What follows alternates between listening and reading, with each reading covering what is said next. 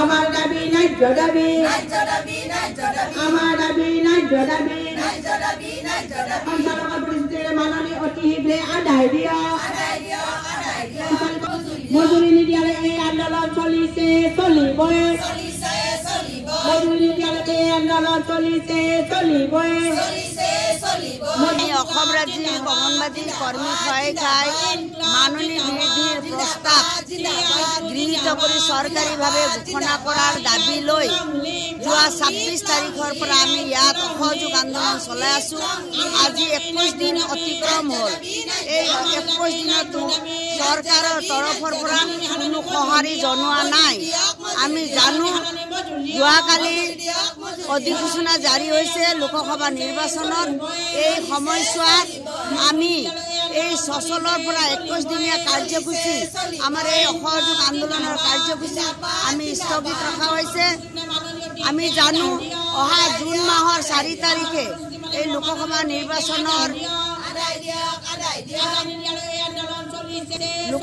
নিৰ্বাচনৰ ফলাফল ঘোষণা হ'ব।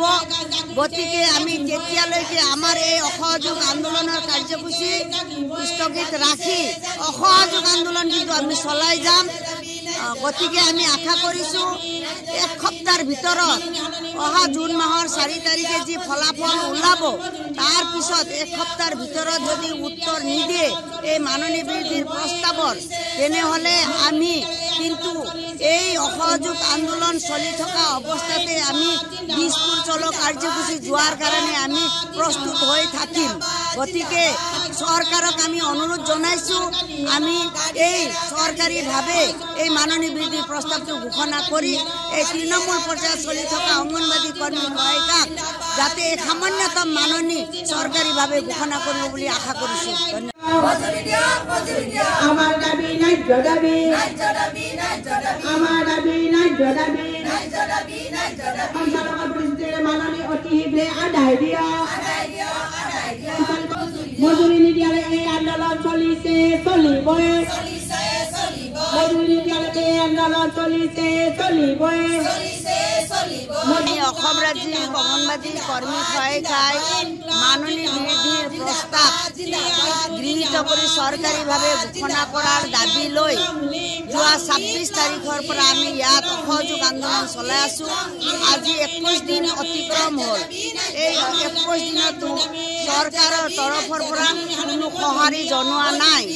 আমি জানো যোৱাকালি অধিসূচনা জাৰি হৈছে লোকসভা নিৰ্বাচনত। এই সময়ছোৱাত আমি এই সচলৰ পৰা 21 দিনীয়া কাৰ্যসূচী আমাৰ এই অসহযোগ আন্দোলনৰ কাৰ্যসূচী আমি স্থগিত ৰখা হৈছে। আমি জানো অহা জুন মাহৰ 4 তাৰিখে এই লোকসভা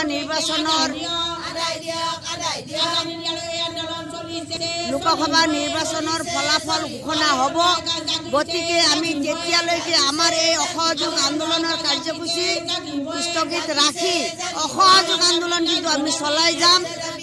গতিকে আমি আশা কৰিছোঁ 1 সপ্তাহৰ ভিতৰত অহা জুন মাহৰ 4 তাৰিখে যি ফলাফল ওলাব তাৰ পিছত 1 সপ্তাহৰ ভিতৰত যদি উত্তৰ নিদিয়ে এই মাননী বৃদ্ধিৰ প্ৰস্তাৱৰ তেনেহ'লে আমি কিন্তু এই অসহযোগ আন্দোলন চলি থকা অৱস্থাতে আমি দিছপুৰ চলো কাৰ্যসূচী যোৱাৰ কাৰণে আমি প্ৰস্তুত হৈ থাকিম।